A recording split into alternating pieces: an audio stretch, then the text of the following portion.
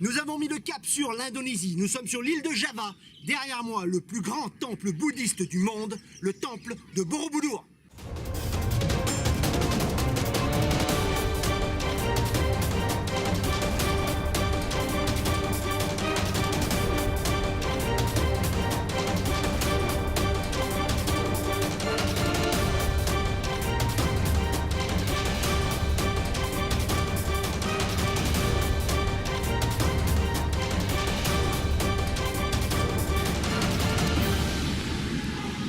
Alors, il est 4 heures, on est à l'aéroport domestique de Bali, à Denpasar, à Naka.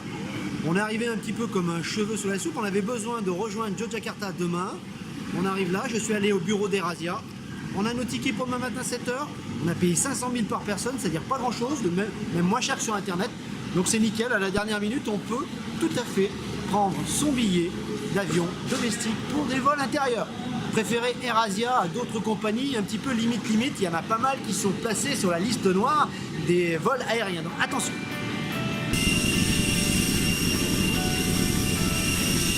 Allez, direction Yogyakarta. 500 000 roupies, pas grand chose, c'est très bien. 1 heure de vol, on est parti, c'est un peu tôt le matin, mais bon.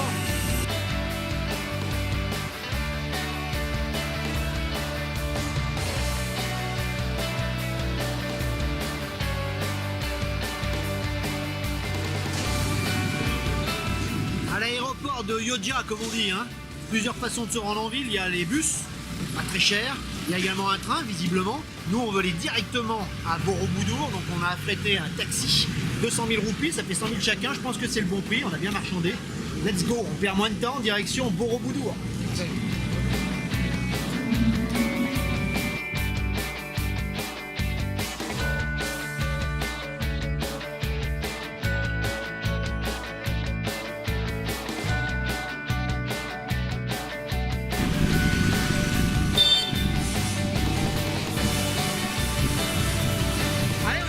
Tout de suite que le centre de Borobudur est vraiment pas terrible, c'est une grande route, ça circule pas mal. Pour trouver les bonnes adresses et les bonnes homestays, il faut sortir un petit peu et vaut mieux être véhiculé. On a loué un scooter au stand Yamaha. On est quoi, à 100 mètres à peu près de l'entrée du temple de Borobudur. Comptez 120 000 roupies, il a été arrangé, on a négocié pour 2 jours. On est parti pour notre homestay dans la campagne, à côté de Borobudur.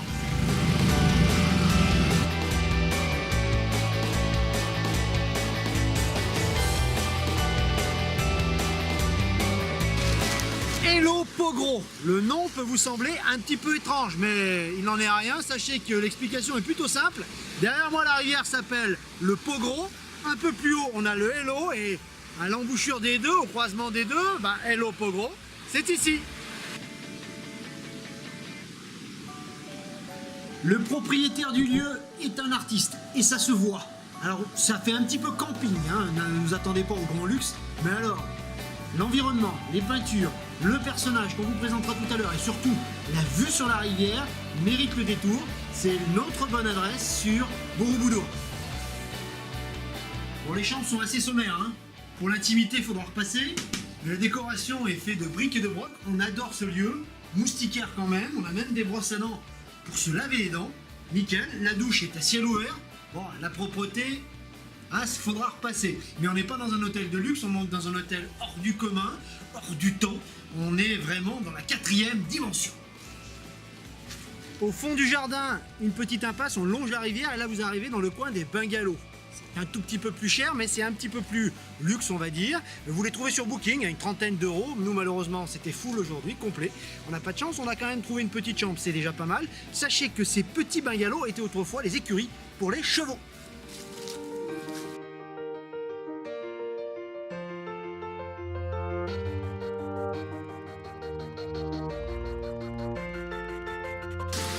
Point de vue météo, on est à la même période qu'à Bali, je vous rassure, hein. Borobudur sur l'île de Java, ça peut tomber sec. Plein mois de juillet, alors certes il fait bon, 25-26 degrés, mais alors, un déluge, ça fait 10 minutes que ça dure. Sur la rivière qui est derrière moi, la rivière Pogro, ça tombe sec. Pensez peut-être à prendre un petit pancho. Dans un écrin surplombant la vallée de Borobudur, vous avez le plus bel hôtel de Java, la Manjiwo. Nous y sommes, on vous invite ce soir, on n'a pas l'argent pour y loger évidemment. Par contre, pour y boire un coup, on va casser notre tirelire. C'est le plus bel hôtel de Java, je viens de vous le dire, un moment de rêve. Après le dépaysement et autres, et après nos guest house de Bali ou notre petit hôtel de briques et de broc sur Borobudur, un peu de luxe et de volupté.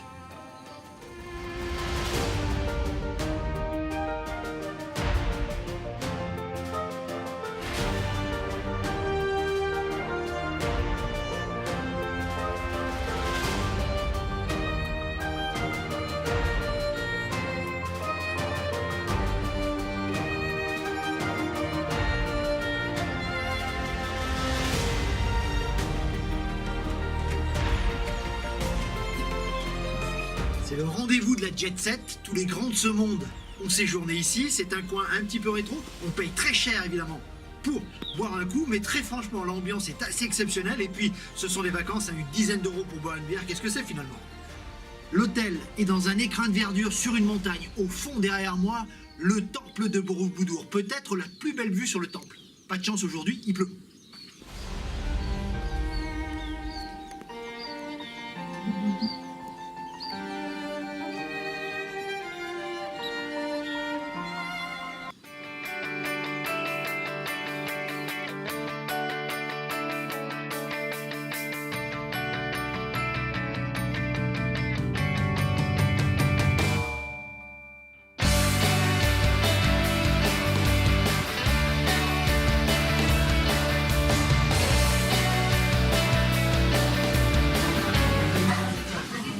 On a nos tickets pour le temple de Borobudur.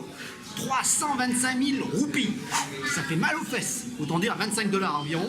C'est l'un des sites les plus chers que nous ayons visités au monde. Mais il faut dire qu'un siècle pour sa construction, un demi-siècle pour sa restauration, il faut bien rentabiliser les choses. Conseil pratique, ouverture du site. 6h le matin, 17h le soir, autant y venir tôt. Nous, il est déjà 7h et vous voyez qu'il y a déjà du monde. Après, c'est l'invasion de touristes, les cars débarquent et là, c'est carrément mort. C'est parti pour la visite du plus grand temple bouddhiste du monde. Contrairement à d'autres stupas célèbres, tels celui de Shwedagon par exemple en Birmanie, où nous serons bientôt, le stupa de Borobudur est étrangement masqué par la perspective. On ne le voit pas de loin, ni même de près d'ailleurs. Quasiment impossible de le prendre en photo dans sa totalité. Il est caché par la forêt, c'est comme un monument de théâtre. On ouvre le rideau, ce n'est que qu'on est au pied du monument qu'on s'aperçoit de sa grandeur et qu'on se sent aussi minuscule tête des Lilliputiens au pied d'un géant. Pour voir sa véritable forme et pour le voir en entier, il faut faire appel à la photo aérienne. C'est une énorme forme de mandala carré, un carré figurant la Terre, donc aux angles, pas vraiment droit, de 123 mètres côté nord-sud et de 117 mètres côté est-ouest. À l'intérieur du carré, un cercle qui représente le ciel. Les archéologues se sont perdus en hypothèses pour expliquer cette forme lourde, bancale, écrasée. C'est vrai qu'il ne fait pas rêver ce temple, c'est pas le plus beau que nous ayons visité. D'ailleurs, les archéologues pensent que le progrès initial était beaucoup plus ambitieux et que les architectes, suite à un affaissement de terrain, ont dû revoir leurs plans. Un petit peu ce qui s'était passé à la pyramide rhomboïdale en Égypte, rappelez-vous, lors de notre dernier voyage sur la terre des pharaons. L'ensemble s'étage harmonieusement sur 3 niveaux, aux 4 coins cardinaux des escaliers qui permettent de monter, de s'élever jusqu'au plus haut sommet, jusqu'au stupa central, qui marque le sommet, le nirvana du bouddhisme. La montée jusqu'au nirvana se mérite sa grandeur.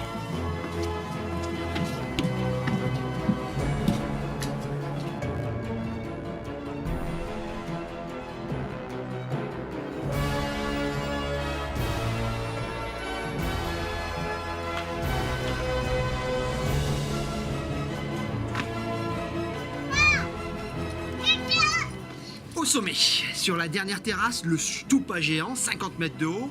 Autour, plein de petits stupas creux. Jetez un œil à l'intérieur, des bouddhas en méditation sont là pour vous accueillir. On est dans le stade ultime de l'élévation vers le bouddhisme. Vous verrez tout à l'heure que ça a une portée symbolique. Nous sommes au sommet du bouddhisme mondial.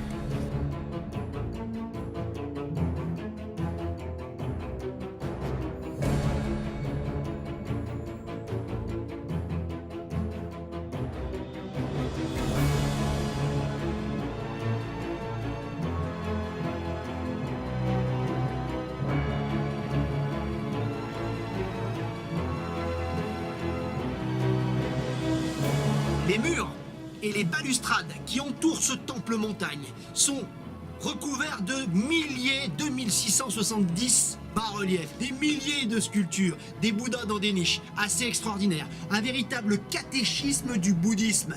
Une bande dessinée géante qui s'entoure autour du temple sur 2500 mètres carrés. Amusez-vous à y faire le tour et à observer. Vie de Bouddha, mais pas seulement. Instructif et superbe.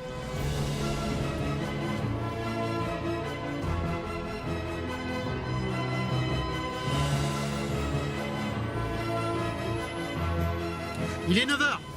On a fini la visite du site, les vendeurs nous attendent pour se jeter sur nous. Bon, pour faire un petit bilan, attention, certains pourraient être déçus, c'est pas le plus beau temple du monde, il est assez sombre avec sa pierre de lave. La dimension ici est plutôt spirituelle plus que beauté, c'est vrai, il y a des belles photos à faire, c'est dans le détail que ce temple est magnifique, mais attention quand même, si vous avez fait les pyramides ou d'autres superbes temples dans le monde, celui-ci peut vous laisser un peu sur votre faim, surtout vu le prix.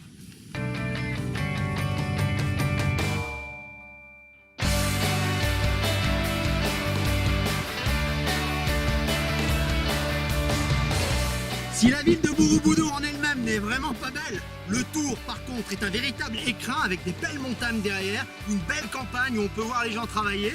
On a adoré la campagne environnante autour de Borobudur et notamment notre fameuse homestay au bord de la rivière.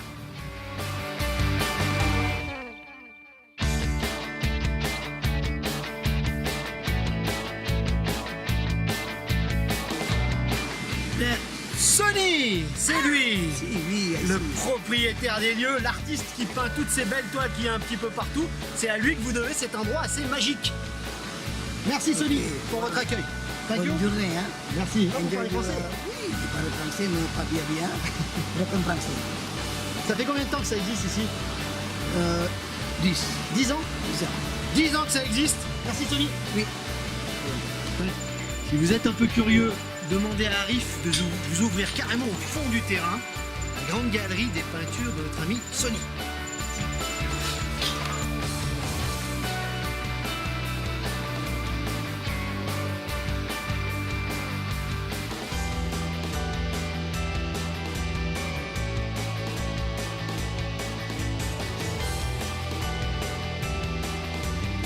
Partout, des reproductions, des sculptures et des éléphants et des scènes que vous retrouverez sur le temple de Borobudur. C'est une bonne introduction finalement à la peinture de Sony que vous avez en autoportrait derrière vous, à la visite du plus grand temple bouddhiste du monde.